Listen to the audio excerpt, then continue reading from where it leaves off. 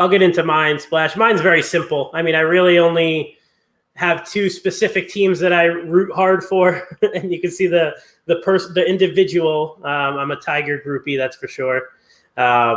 The Jets clear number one. Nick's teams are so bad. He has Italy on twice and Tiger Woods. All right, so it's Italy World Cup, Italy Euro Cup. I'd love to see them just continue to own all of Europe and those teams. Spain, Germany, France specifically, I can't stand. And England is by far my least favorite soccer team. So I was so happy that Italy got the chance. I was rooting for them against Denmark because I wanted exactly what happened. Was I would love to beat them in their stadium, send their cocky, arrogant, asshole fans home, crying like children. So that was so great to see. Then the World Cup, obviously it's the entire world, beat the Brazils, the Argentinas, teams like that, teams you don't like there. So that's why they're 3-4 there. Tiger Woods, like I said, I'm a groupie. The Masters win a couple years ago. It felt as if you were a member of Tiger's team when you won. I always supported him. So how do you have Tiger Woods on? Dude, I don't like hockey and I don't like basketball. I don't follow any of those teams. And one is clearly the Jets. You're obsessed. You used to love Tiger Woods, man. We used to have fights about Tiger. He's the best. We used to really argue about Tiger. Remember when we made a bet on the air? This is when we had our old show. Didn't you say he was never going to win again? Yeah, he ended up winning again, though, right? He won the Masters two years ago. Yeah, I'm an idiot. Yeah, he ended up winning it, but it took what 12 years? Well, it took a long time. So I was right for a long time, and then. Well, yeah, I mean, he might not ever play again, let alone compete in a Masters tournament. So, I would just love to see him. The sport is just rejuvenated and. He brings so much to the game that more than any other athlete ever, because without Michael Jordan, there was basketball, there will be basketball, without Babe Ruth or whoever you want to talk about, baseball being the face of the sport, the quarterbacks in the NFL, without Tiger Woods, man, that's a dead sport. He carried that sport into the 90s and into the 2000s and then really brought it back to life again in I think it was a 2019 Masters. Yeah, because 2020 they moved to November, which was terrible. And then this past one, he wasn't in. But he just brings so much to that sport and energy and a whole youth movement for fans. So he was just so important to the growth of the game. I thought Rory was going to be somebody that was going to be able to bring some of that to the sport. He's a flash in the pan. Never liked Rory. I think I'm a little. I thought he was really good though. He's a good player. Yeah, no, these guys are all great. Brooks, to me, is a guy who could have carried that kind of mantle. He still can, no? I just don't see it. I think he lost a little bit. He doesn't play well at all in any of these random opens or whatnot, and then he turns it on for these, the major events. But the injuries are kind of catching up to him. He just seems very negative and mad at the world right now too. The whole Bryson DeChambeau thing that he has going on too, it's kind of annoying. But he would be the guy now without Tiger who has to carry the sport, and he's really not. And then remember the kid, oh my God, he drawn a blank.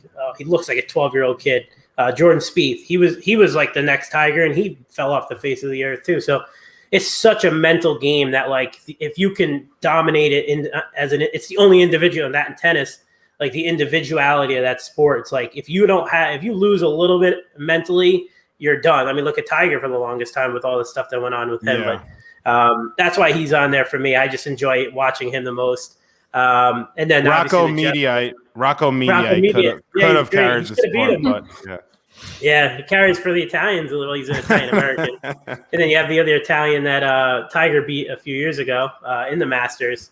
Who was that? Was that Molinari? His name too. Yeah, Francesco Molinari. He's a choke job. He doesn't win big events, but he's a great player too.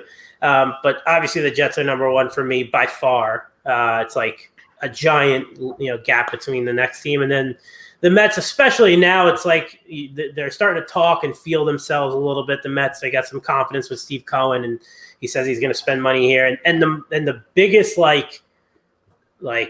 it's so upsetting to see Jacob deGrom not pitch in October because of this awful team and franchise that they have to start. There is an absolute hurry for them to go out and get a Chris Bryant and another starter here at the deadline, because you're just wasting years of Jacob deGrom. And this NL East is never going to be as bad as it is this year. So the fact that they're 3.5 up, they had all these injuries, the second worst offense in the NL. They have to go out and they have to do something. So that's why they're 2. I almost saw it in 2015. That was a great year, but it ended poorly. And just standing there, like I was with my brother, who obviously is another diehard Jet fan, watching like the Italians celebrate after they won the Euros. And you're like, man, this is almost kind of like what it would feel like if the Jets were to ever win. Just kind of people just partying in the street and just like nothing else was going. I felt like I was drunk or like hungover, and I didn't even drink. I was too nervous to drink during the game and stuff. But and it felt like almost like an out of body thing when your team wins. And like I said, I don't experience it a lot. So I was like, damn, this must be what it feels like. Before I was in the exact opposite boat in terms of me too. I was drinking or not. In terms of drinking? No, right before the penalty kicks was starting, I was like rushing the lady over, like, get me one of these spiked seltzers before penalty kick started. I was like chugging it before like the first kick when I'm like, I have to get one more in. That's how I am though at games. Frank, I don't eat and I don't drink during games. I'm too like, I stand in front of the TV. Like I was standing the whole time, like we were in the streets, people would bring their own like these Italians from our town were bringing their patio sets and putting them in like hard stone patio sets. Probably took like 10 of them to throw them in the back of the landscaping truck and bring them down. And they're setting them up in the middle of the road and they're sitting around with food and stuff. And like, I'm standing, like we're in the corner, just kind of like pacing around. Like I can't eat during games. I can't drink, like unless if my teams are playing, otherwise, it's different. But, for me, I'm just like too nervous and too focused.